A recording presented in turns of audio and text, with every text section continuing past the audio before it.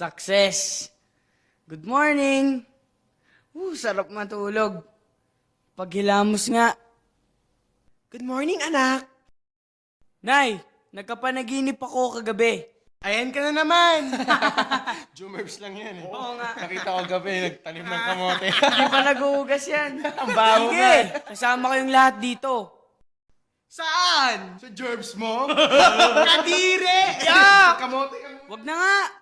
Sige na, Joseph, magkwento ka na. Uy, magkwento na yan. Well, lahat tayo ay may dalang palay. At ang mga palay ay yumuko sa aking harapan. Bigla akong inangat at kayong lahat ay napatingala sa akin.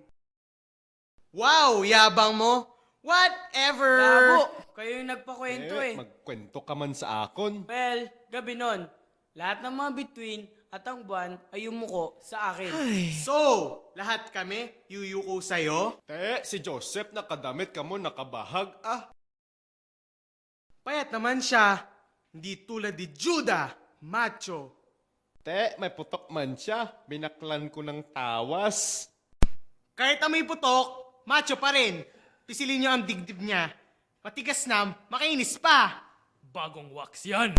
Hindi ko ginhambal na di ka macho. Sa akon lang makinig tayo sa panaginip ni Joseph. Ano? Bata pa yan. Talk to my finger. Jacob, Judah, please. Ayoko na dito. Para na nga. Tara, baho mo! Magugas ka nga, puro ka panaginip. Nagilamos naman ako ah! Mabaho ka pe. Ayan. Nye, pal! Diin ka mo magkagto, balik ka mo dito, may putok pa ka mo. Next episode na.